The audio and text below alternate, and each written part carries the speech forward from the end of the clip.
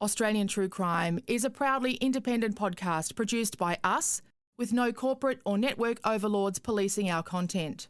Unfortunately, that means we get none of their cash either. If ongoing payments aren't for you, you can now make a one-off contribution of any amount you wish simply by clicking the link in the show notes. You'll know which one. Hello, Australian True Crime listeners. I'd love to tell you that I'm constantly running out of food at home because I'm a busy working mum with no time to shop. But I think it's actually because I'm just really bad at admin. And it doesn't even really matter why it is. All that matters is that I do have to feed these children and pets, and I need milk for my coffee. Luckily, I found DoorDash, and they bring you snacks and drinks and household essentials, like to your house, in under 45 minutes. So I don't have to stop editing podcasts or drive to the shops or even put on pants. They bring cleaning supplies, pet food, even everything I need from the reject shop. And right now, our listeners, that's you, can get $10 off and zero delivery fees on their first order of $20 or more when you download the DoorDash app and enter the code OzTrueCrime. That's AUZ, by the way, OzTrueCrime, all one word. $10 off and zero delivery fees on your first order when you download the DoorDash app in the App Store and enter the code OzTrueCrime. One more time. AUZ, True Crime, for $10 off your first order with DoorDash. God bless those people. We acknowledge the traditional owners of the land on which this podcast is recorded. We pay our respects to their elders, past and present, and to Aboriginal elders emerging. The following podcast contains content of a graphic, violent nature and is not suitable for children. We had no idea what we were looking for. We just knew there was somebody out there in a motor vehicle shooting people, and he was going to shoot more people. Obviously, people were terrified.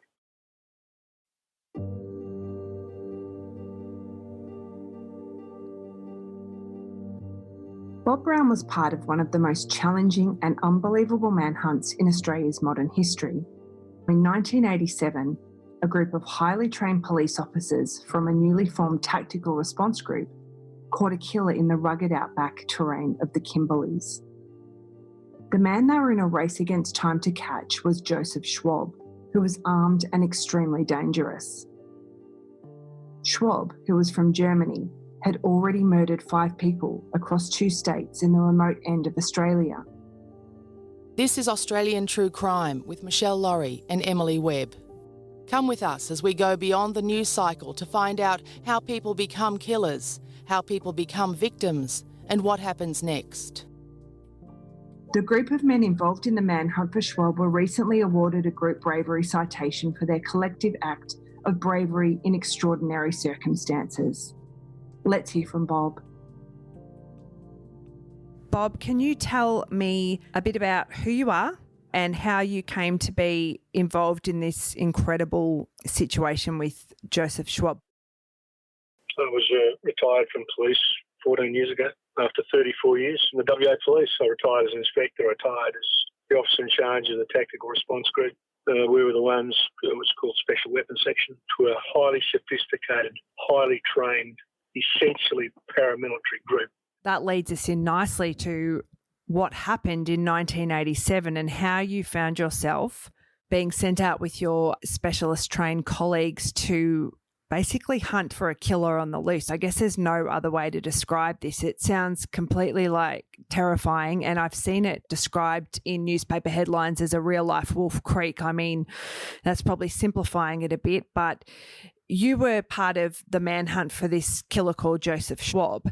So tell us a bit about, when did you get the call? How did it happen that you found out that you were needed for this really crucial operation to catch this guy? Within the group, or the tactical groups in Australia, we keep ourselves very close, and we're aware there was a manhunt in the Northern Territory for the killer of 2 people, father and son, who were shot to death by somebody. So we were alerted to the fact that there was a problem. At about 10:30, I was home, and it was simply to attend the office. We were given some very brief details of a briefing that 3 people had been shot to death on the banks of the Pentecost River, west of Wyndham Kununurra on Home Valley Station. Somebody had happened across the crime scene, and of course, discovering 3 bodies, they had very quickly left and gone to tell the police. We at about 12:30 a.m., the crew of 8 and a forensic officer, we found ourselves jammed into a little Israeli West Wind jet. The passageway was full of our tactical equipment. We were crammed in. One of the fellows had to sit in the toilet cubicle. We were so crammed in. About 4 hours later, we landed in Kununurra, which is adjacent to where the crime scene was, and then straight out to the crime scene. And the bodies of the 3 people pretty much lay where they had fell. I won't go into detail on the crime scene, but there were 3 Western Australians, all from Kununurra, and they had been shot to death. And as I said, they lay pretty much where they had fallen. At this stage, I will just say, and if you don't mind, that we still send our condolences to the family and loved ones of these people. It is as raw to them today as it was then. We can speak about it dispassionately, but on my behalf of TRG, behalf of WA Police, we send our heartfelt condolences. So thank you for that. Yeah, no, I understand that, because I'm thinking, as I'm about to say the names of the people who were murdered by Joseph Schwab, it can sound dispassionate, but the 3 people that you spoke of then were Philip Walkermeyer and his fiancée Julie Warren and their friend Terry Bolt, and they were found, as you said, at the Pentecost River on June the 15th, 1987. And you mentioned the 2 victims prior to that, and they were a father and son, Marcus and Lance Bullon, who were shot dead at the Victoria River on June 9, 1987. And this was essentially in 2 states, wasn't it? You've got Western Australia and you have the Northern Territory. Yeah, absolutely.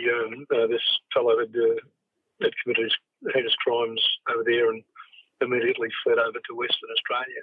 And they were all camping, weren't they? The people, they just, going about their business, camping, enjoying the outdoors of that area of Australia. Yeah, they'd been fishing on the banks of the Pentecost, fishing for barramundi. And when we were at the crime scene, it was apparent that we could see tracks where he had come in behind them in a muddy gully. I can still recall the particular footprints of the shoes he was wearing, which became poignant later on. Very clear boot footprints in the mud where he had snuck up to within metres of them and then ambushed them. Yeah, that was the way he attacked them. From behind ambush, and they stood very little chance. Unfortunately, my God, it was over fairly quickly, I should think. Yeah, I was going to ask, so essentially this was like what you'd call a sniper or a sneak attack on people who would have had no idea what was going to happen. No, he parked off and then stalked them, walked up behind them from cover, from a ditch, came over the edge of the ditch and began firing at them with as it turned out to be a Ruger Mini 14 high-powered weapon with a 30-round magazine, and that was to become poignant later on as well. For people listening who are from other states in Australia and overseas, because we have a lot of them, what would you tell them about the kind of terrain and the environment of these places where Joseph Schwab committed these crimes? Subtropical, extremely hot and uncomfortable during the wet season. It can be a very harsh environment, very sparsely populated, relatively small communities, particularly back then. Yeah, very close communities, mostly cattle and tourism, and shares some similarities with Far North Queensland and the Northern Territory, that band across the top of Australia. So it's the true kind of thing we think about when we think about the outback and some of the things in popular culture about the outback, like, I hate to say, refer back to Wolf Creek, but it's sort of what a lot of overseas people think of when they think of the outback. They think of that, or just a sort of Wild West, really, of Australia. So this guy, Joseph Schwab, was able to lurk around pretty much unnoticed. I guess what I'm trying to get to is, when you arrived, what kind of intelligence did you have on who you were looking for? We had none. This was one of the problems we faced. We didn't know if there was one perpetrator or 2 or several. We had no idea what we were looking for. We just knew there was somebody up there in a motor vehicle shooting people, and he was going to shoot more people. That was our assumption. The whole of the Kimberley essentially shut down. People went to caravan parks and gathered in communities for safety, because obviously people were terrified, particularly people in station homesteads. These are massive 1 million hectare cattle stations. Even they had abandoned their stations and gone into places like Fitzroy Crossing and Halls Creek, Broome and Derby for safety. They didn't want to become victims. Certainly nobody was camping out. Those people that were stuck out in the wilderness, they were making their way back to these communities and they were very scared. You can appreciate some of these people coming across a ridge and being confronted by us, how terrifying it must have been for them. What were you dressed in, Bob? What kind of gear do you have to wear when you're in that role? Well, we have a black roll and a green roll. Black roll is the suburban area and green roll is camouflage clothing. And, of course, we're armed with military-style weapons. And you said you can appreciate just how terrified these people that were bolting for safety. So we began in the early first few days, we began by putting up an aircraft orbiting 10,000 feet above the terrain. And because it's all dirt roads, they were looking for dust plumes from cars. And we would go out and set up an ambush to intercept those cars. But then within a few days, word started to come in that we were looking for a Toyota 4Runner. And that was because a truck driver who had gone across the Pentecost River at a stone crossing, he had seen a fire off to his left, and that was the burning remains of the victim's car. Continued on his way, and then he was overtaken through the dust haze by this Toyota 4Runner. The truck driver said he thought there was only one person in the car, but wasn't sure. And each car that we intercepted, we had to be very suspicious of and very careful. So that's what we were doing probably in the first 5 days. And to be truthful, we were exhausted, fatigued and exhausted. We were working around the clock. Not just us, our pilots, every police officer are all standing up the roadblocks 24/7, not knowing what to expect. You mentioned there's a helicopter pilot, a muster helicopter pilot. He's mustering horses from the air, and his name is Peter Leutenegger. And I read he was listening to his favourite Slim Dusty songs while he was doing this. And then what does he notice? There was a car 10 kilometres west of Fitzroy Crossing and 3 kilometres into the bush in a place it should not have been. He immediately became suspicious. He reduced his altitude, went down, had a very quick look, realised the car had been camouflaged. As you can appreciate, alarm bells ringing. He very quickly flew off to the Fitzroy Crossing police station, landed in the street out the front. That was then passed on to investigators, passed it back to us. We were several hundred kilometres to the north. So meanwhile, there's this hunt for this Joseph Schwab. You don't know that that's who he is at this point. You're not sure if it's one person, two people. What's he doing at the moment while all this is happening, while you're looking for him? He's managed to make his way from where we were, probably through Wyndham and Kununurra, then turn west on a Great Eastern Highway. We know he went through Fitzroy Crossing and then just turned left and gone through trackless country up onto the banks of a dry creek bed. He has camped there for a number of days. This is what we've found out since. There's a belief that he was going to go into Fitzroy Crossing. He was very heavily armed. He had 4 or 5 firearms, 2 of them high-powered. He had shotguns. The whole footwell, his passenger seat, was stacked with ammunition. So, anybody he encountered, the opportunity arose, he was going to shoot them. We all of us believed that had he not been stopped, he would have killed many, many more people. What does the helicopter pilot, Peter, what does he see and how's he helping you? He went up with some colleagues in a light aircraft to pinpoint where the car was. We were given the exact location. From there, we formed an extended line and began walking towards the spot that had been pinpointed as his campsite. We started to hear high-powered rifle fire. It was pretty consistent as we walked forward. So we knew we were walking into trouble. The high-powered rifle fire, as we found out, was him taking pot shots at our police aircraft. So if you ever heard high-powered rifle fire, you'll know it can be pretty terrifying. Yeah, I've only really heard it on film. So if I was standing there hearing this, what am I hearing? What's it going to be like? It's a massive sound, but you can actually feel a concussion. As we got closer, and we got within about 400 metres when we lost communication with the police aircraft. Murphy's Law. But we had a reasonable idea of the direction. But we'd also trained with our police aircraft, so they knew and we knew when communication was lost, they could fly a pattern directly over us, directly over the campsite to guide us in. Various things they do just through recognition, waving their wings and what have you. But we knew what they were doing, but that necessitated coming down to a fairly low level for our pilots, very brave people. And they overflew the campsite a number of times. We still couldn't see it. The bush was moderately dense. We're in a dry creek bed. We're very, very exposed. And as I said, you could hear the high-powered firearms. It turned out it was a 7.62 Seiko, I think, a telescopic sighted rifle. We could hear the continuous shooting. And as I said, it was at the pilot. He couldn't see us. We couldn't see him. But we started to walk forward. We had a very brief briefing in the creek bed. At that time, we knew that we could be in deep trouble. I mean, all of us thought about our mortality. I'm sure. I look at my colleagues. I trained extensively with them, and I could see the look in their eyes. And they said we all thought about our mortality and our families, but the job was there to be done. So we continued to walk forward. Fortunately, at this time, police aircraft had begun orbiting on the opposite side of the campsite to us. And this was drawing the attention of Schwab and the rifle fire. Police and aircraft thought they had been shot.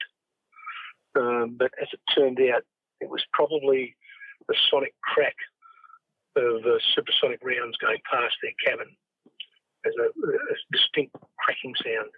So it's the bullets flying in the air past them? It breaks the sound barrier. These high-powered weapons, they break the sound barrier, and there's a distinct crack as they pass you. There's nothing to do with the explosion from the barrel, if you like. It's the actual flight of the projectile breaking the sound barrier. And they thought they had been hit. At that time, one of my colleagues off to the left spotted the camouflage vehicle and indicated to everybody through hand signals. No talking, of course. And that coincided with the police aircraft having to go away to prove its airworthiness because they thought they'd been hit. But anyway, we immediately ran to places of cover. What's a place of cover, Bob? What's that for the listeners? Think of anthills, shrubs, trees, anything that could cover you from sight and cover you from fire. Anthills were in abundance, so anthills were the preferred cover. Pretty hard to get through one of those. What are you dressed in at this point? You're in your camo gear? Camouflage gear. Yep. This is very early days of POG. We didn't have the sophisticated ceramic vests and whatever they do today. We had no bulletproof vests. We had essentially military camouflage gear. We had belt orders to contain a 92F Beretta, semi-automatic 9mm, a knife, first aid. We all carried our own personal first aid. And that was basically it. A variety of weapons, M16s, M14s, SLRs, a couple of high-powered sniper rifles. So we had a fairly interesting mix of weaponry. But that's what it was in those days. The only weapon that we had that was similar was the 9mm, 92F Beretta 9mm. But anyway, we ran to cover, and it was coincidental that he was directly in front of me. My colleagues were strung out to the left. He was directly in front of me, and I had the best view of him. So this is Joseph Schwab is directly in front of you? 40 metres, directly in front of me. He was naked from the waist up. He had camouflage trousers on. He was at the front, the rhubar of his car, the front of his car. As I watched, he chambered around and fired off a shot at the police aircraft. And then obviously he had become aware just through his peripheral vision of us approaching. He looked to his left, turned swiftly and fired off an unsighted round at somebody to my left.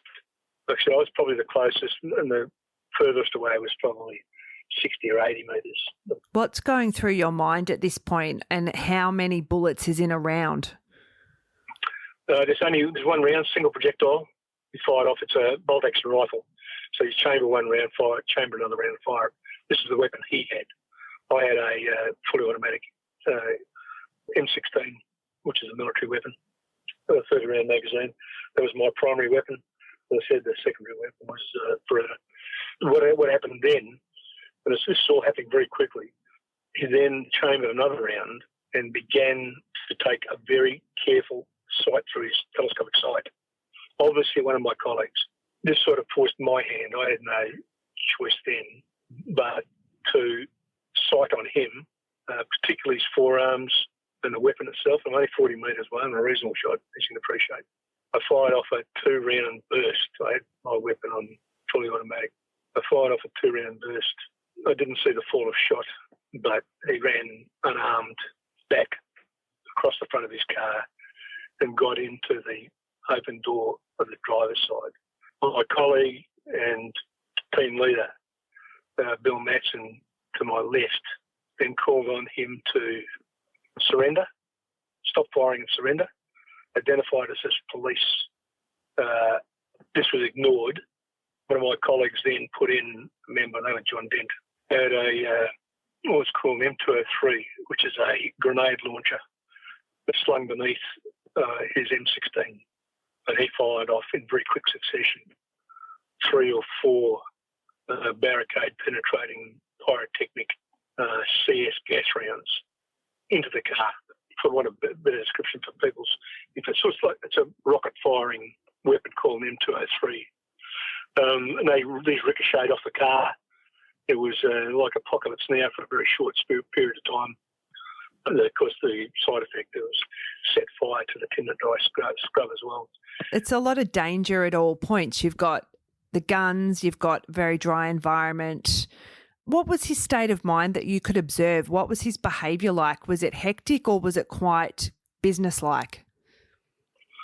Emily, it all happened very quickly. I got no doubt he was startled. Got no idea of his state of mind. People that behaved as he had been behaving, in all likelihood, crazy. After I fired the initial 2 shots, he sprinted to his car. The Seiko weapon, the forestock had been shattered. Probably at that time, he had lost his left thumb. So even despite the fact that he lost his left thumb, he still, the instruction had been given to generally open fire. The effect of the CS gas drove him out of the car.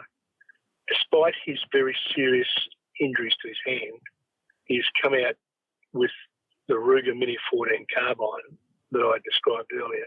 The very lightweight, deadly weapon that can be fired one-handed. And he started to fire that. That was also equipped with a 30-round magazine.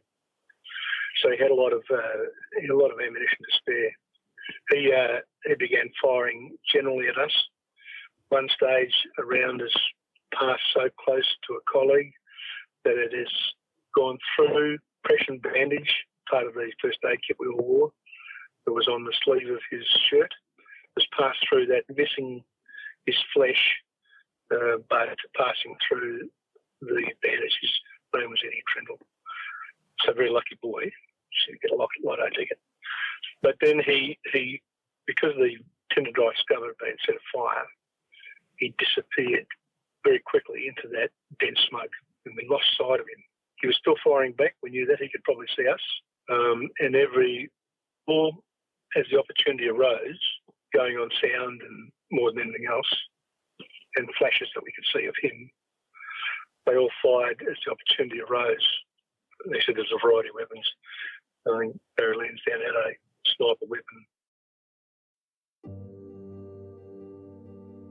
After the break, Bob tells us how his elite police training prepared he and his team for the fight of their lives. This is also a good time to thank our patrons. Patrons help us keep Australian true crime rolling each week. If you can chip in, please consider becoming a patron at patreon.com/Ost True Crime Pod. Thank you to Caroline Atkinson, Kirsten McEncrow, Elsa Wakefield, Siobhan Daly and Amber. What you're describing to me is it's like all your senses are really key here with this situation, and there's smoke, there's sound. What's happening? How do your senses compensate in this very stressful situation? Because I know we've spoken about how, you're trained to cope in stressful situations, but this sounds about as stressful as it can get. Oh, fair dinkum, it really was. It was, interestingly, it sends a bit of calm because we were highly trained, essentially, paramilitary. I know personally there was a sense of purpose and a sense of calm. There's certainly no panic among the team to describe it. There was a sense of purpose, sense of calm. There was a job to be done. There were things going through your mind very quickly. We knew we had to maintain momentum. Once he disappeared from sight, we could not let him settle. We could not let him take an aim shot. If he was going to fire back at us, it had to be instinctive. And one of the most important aspects of what we were doing was to maintain momentum. If we took a backward step, let him give him the opportunity to settle, take aim shots, the outcome would have been vastly different. So that was when three of us decided to go forward.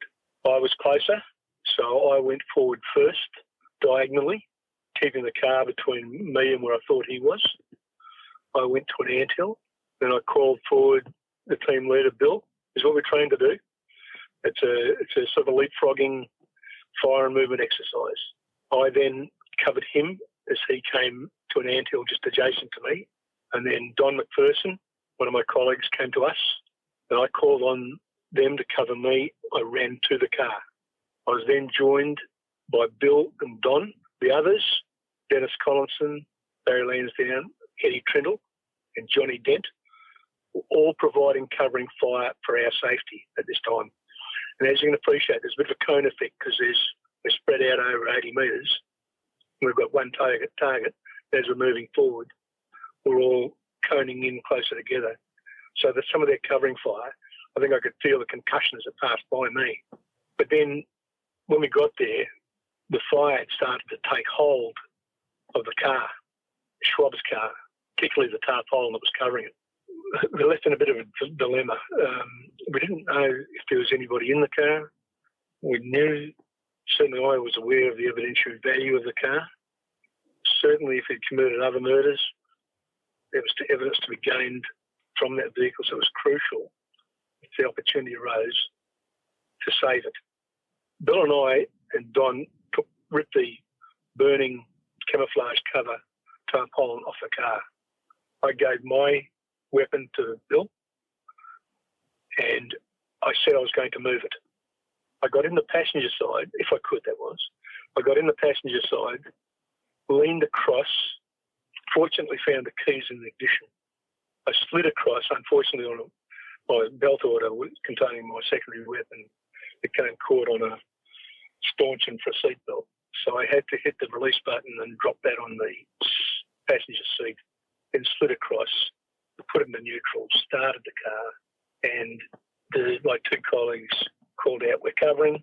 I called out cover, and I drove the vehicle from the flames. I can recall the windows were open and the back of my hair was singed. Flames were licking inside the car. They'd gone to cover.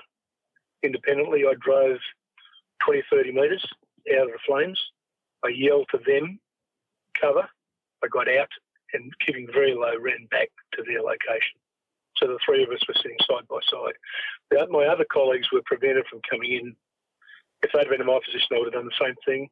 For my other two colleagues, I would have done the same thing. But unfortunately, they were kept back in a safety covering position, making sure that we were safe. If he popped his head up, they were going to keep us safe. So it was very important. But anyway, we found ourselves out the front. And the flames had become so intense. Schwab is still firing back at this stage, but it's not aim shooting. It's not, and that was our intention of keeping him on the move. We were lying there. I looked over and I could see the flames starting to overtake the car again because I drew it into an area that had not been burnt out. And for whatever reason, I thought, well, can't let it go now. And it may be at this stage that Schwab is dead. I don't know. There's still live firing going on because we were being covered and taking no chances. My colleagues were still putting in covering fire or suppressing fire. But anyway, I made the decision to go back to the car undercover, got into it again, drove it back into an area that had been burnt out, just within a few feet of where Bill and Don were in cover, and I got out and went back to them. And we were at the front of the burn area. The fire became so intense that the decision was then made to fall back. Don and Bill went back probably 30, 40 metres. I was about to join them, but the shrub I was taking cover behind, unbeknown to me, had been used as an ammunition storage area by Schwab. There were probably 1,000 rounds of ammunition in boxes. And this was, I couldn't see it, but it was just adjacent to my head. And he said the fire was pretty intense. So getting the picture, it's very tumultuous, very confusing, intense fire. Just as I was about to leave, the heat became so intense, the rounds, the ammunition started to explode. And once it started to explode, there was no stopping it. It was just going to go until it all been expended. That was probably about a minute or so where I just had to hug the ground. At one stage, one of the projectiles has burst and cut my left temple. And interestingly, I felt the blood, looked at it, and the round that hit my temple had fallen inches just in front of me. And I actually, for whatever reason, had nothing better to do, mind you. I picked it up and it was just very distorted cartridge case. I slipped it into my pocket. And I still have that as a souvenir today. Oh, I can understand that. I mean, you really could have been killed. That's the fact. All of us could have, any one of us could have been killed. And it's the firefight, it seemed like it lasted a long time. It probably lasted no more than 10 minutes. And at this stage, the ammunition I was grounded by stopped, pretty much stopped. Still periodic little explosions. But they're relatively harmless. You know, these things are not fired out of a gun. They can explode like crackers. But anyway, just as this had finished, the police aircraft returned and zoomed across the top of me. And I swear that I heard the left wing tip strike the foliage atop of these 25-metre eucalypts. You know, that's what I saw. That's what I heard. And I looked up and I saw the aircraft, and interestingly, I saw an arm extended from the co-pilot's seat that had a camera in it with all the strange things. So the Northern Territory co-pilot had a camera with a motor drive, and he's taking pictures as he's zooming across us. And those pictures were presented to the coroner, and they're part of the coronial inquest. But then the aircraft zoomed up at a very steep angle. The pilot communication returned by this stage, and the pilot said to our crew that they were just behind me, that they saw somebody at the front of the lead man, which was me. He's about 20 feet in front of the lead man. He was lying, prone. They then came back a second time, similar manoeuvre.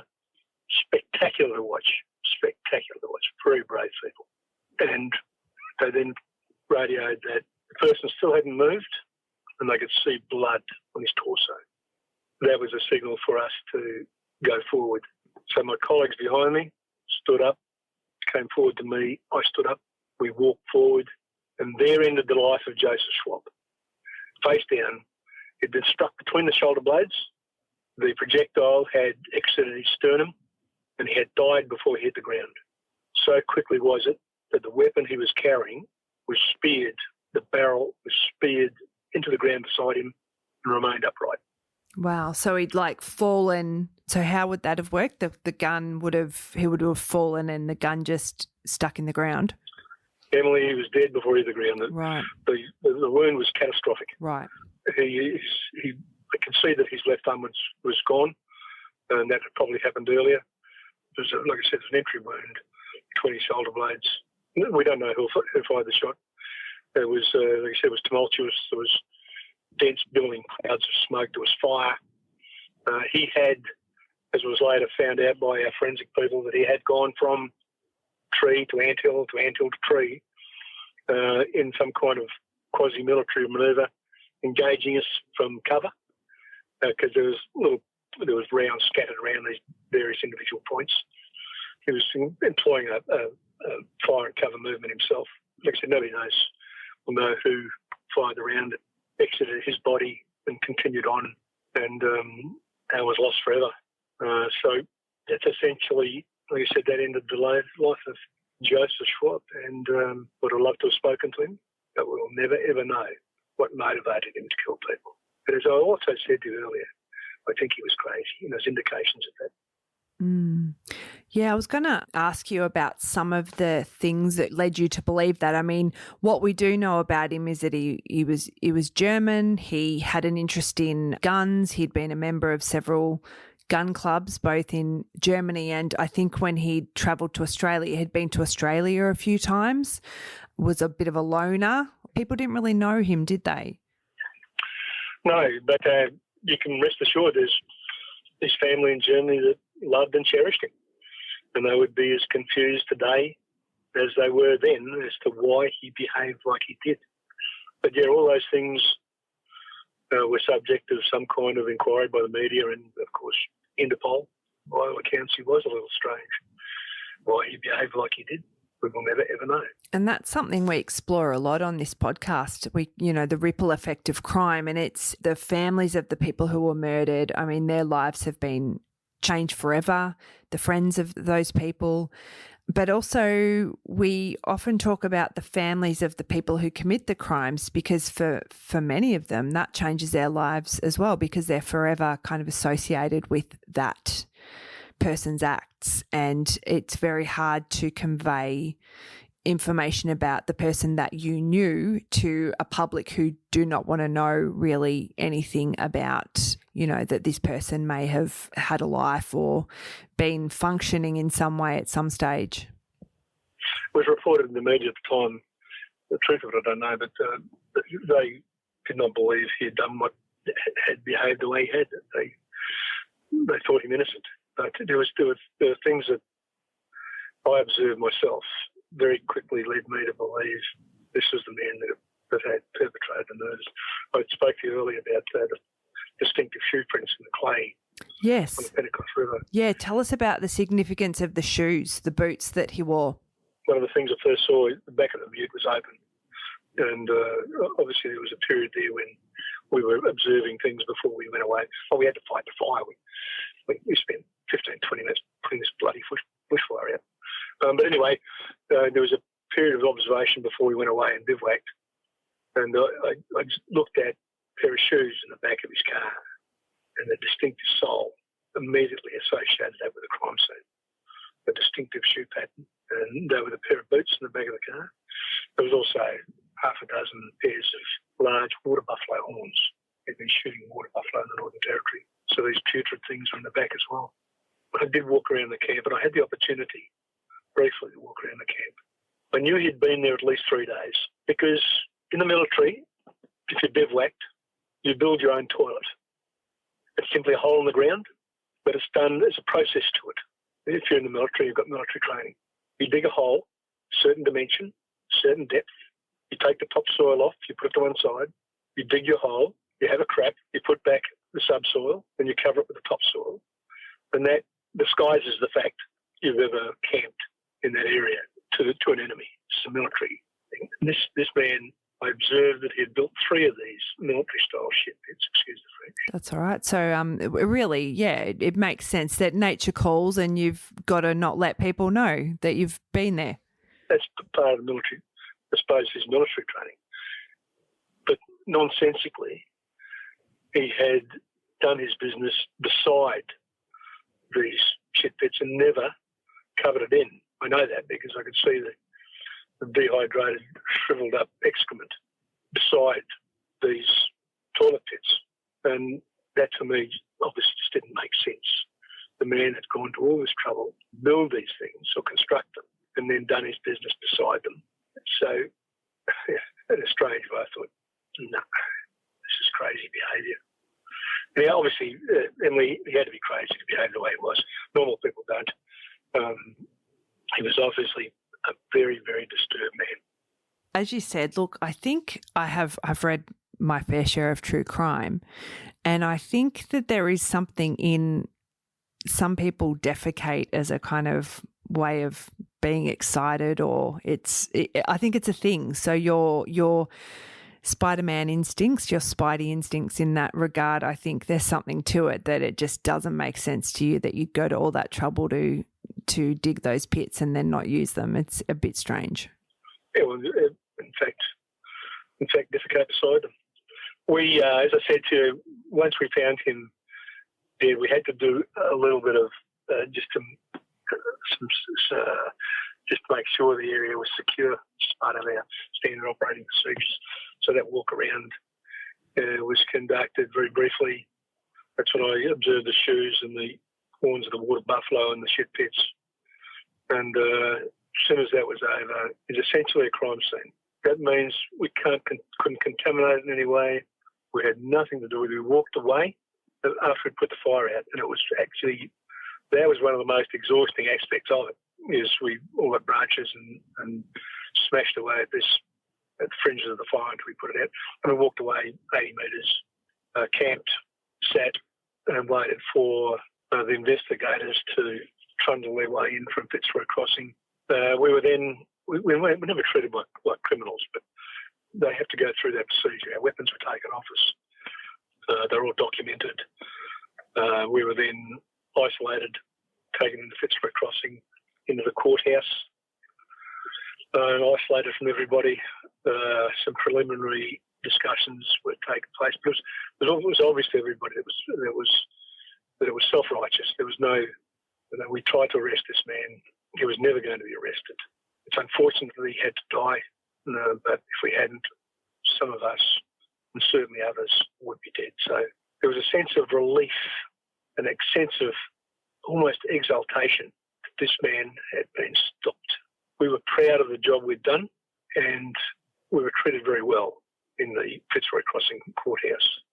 Then, following that, we were then taken back in a police aircraft. We were kept isolated at Home Valley Station for 4 or 5 days, essentially to recover and to keep us away from the hurly-burly of the post-incident inquiries and media. I was going to ask, Bob, what do you recall? I know you just said that you were sort of kept separate from that, but what do you recall in those weeks after or at the time about the public attention on this case? Because there was a lot of media, and this was before the internet and it was before all that stuff. It was, newspapers, radio, TV.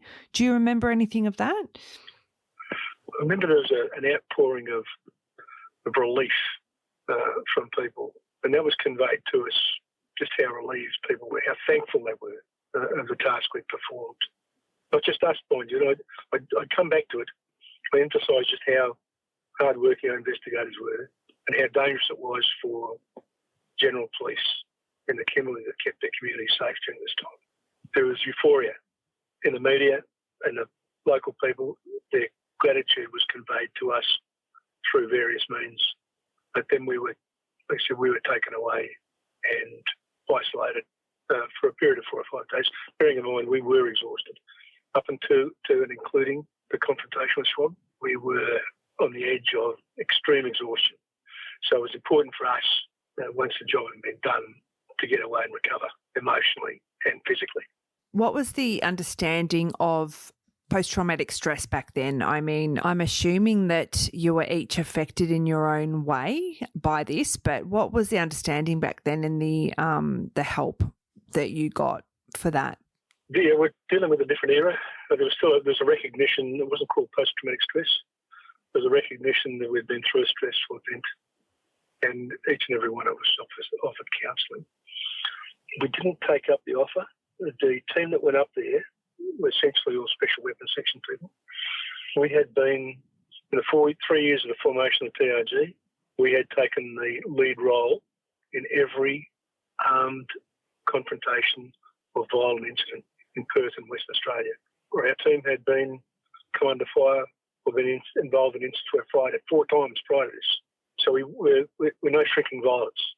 So our debrief was essentially to sit back at Home Valley Station, hosted by these wonderful people, and relax, have a beer.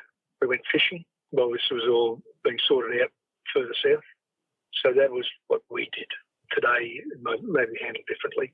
But look, each and every one of us was affected in some way. I'm a reasonably resilient character, as were my colleagues. But even today, I spend a lot of time in the outback or in isolated country because I'm a miner and a prospector these days, and I would leave nothing to chance. If I'm approached by a stranger or a car out in the bush, I make sure that I am very aware and in a position to protect the people I'm responsible for, the people I love, and myself. I'm very, very vigilant, very much more vigilant than I used to be. So if that's an effect, a negative effect, so be it. I have no nightmares. I have no concerns about what happened. I know that we've trained for it, and I'll do it again.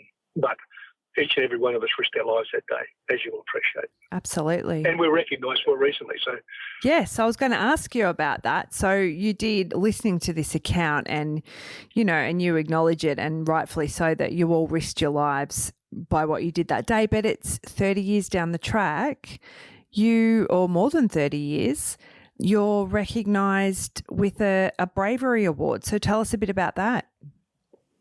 Yeah, false modesty aside, Emily, it was, and I say this on behalf of my colleagues, it was one of probably the most courageous operations in the annals of police history, in the annals of Australian police history.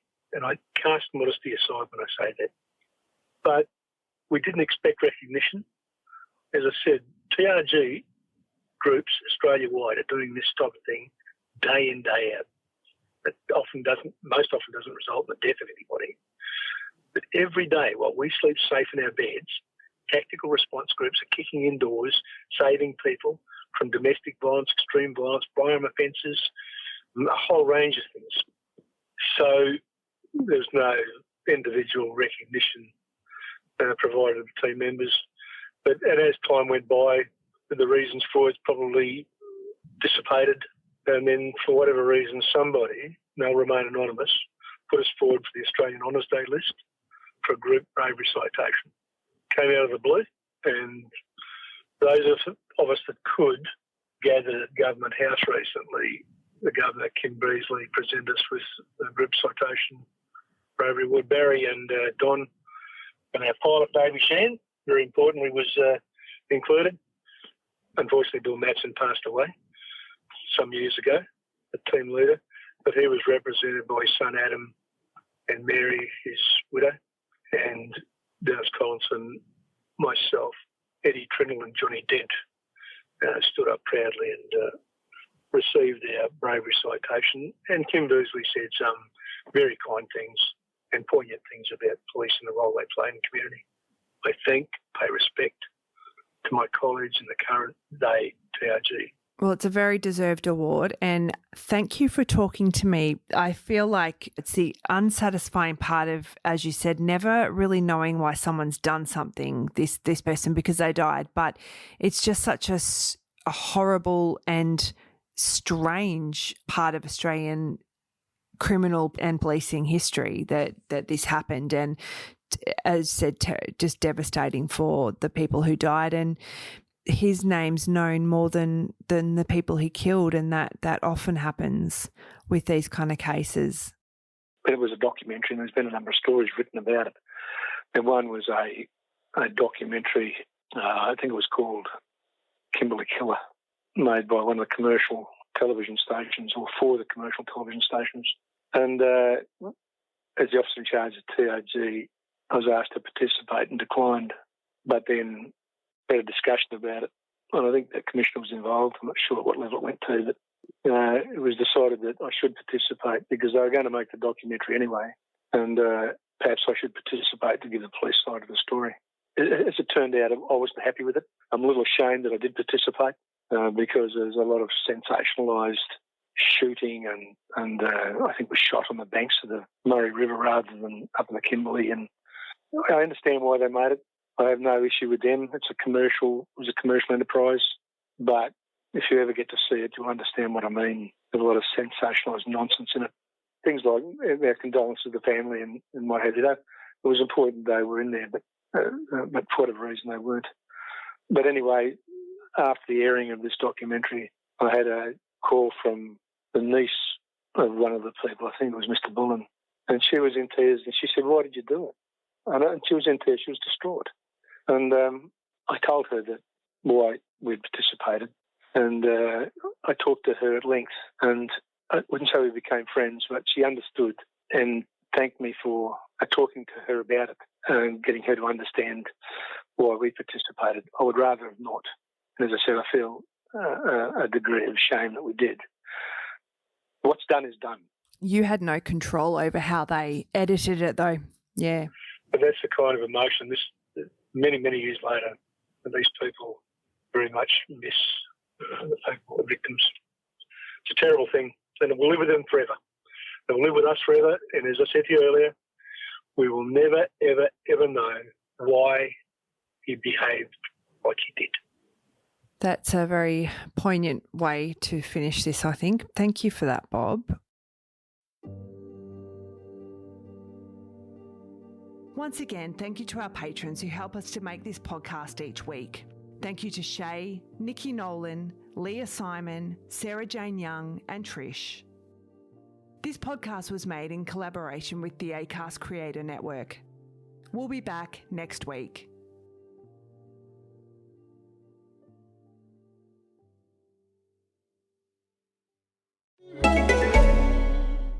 Welcome to Acast Recommends. Every week, we pick some of our favourite shows, and this is one we think you're gonna love. The Daily Oz is a news podcast for young people, by young people. We were always the friends who got asked to explain the news, and 3 years later, we bring accessible, bite-sized news to over 75,000 Instagram followers each day. Now, we're delivering the news to your headphones. I'm Sam, and I'm 26. And I'm Zara, I'm 24. And we're here to make sure you're informed before you finish your morning coffee. We speak your language and we know what matters to you. The experience of getting your head around the news should be as easy as Facebook and Netflix. We're here to provide that. Join us every weekday wherever you get your podcasts and follow us on Instagram at The Daily Oz. Subscribe to this show and hundreds more now via Acast or wherever you get your podcasts.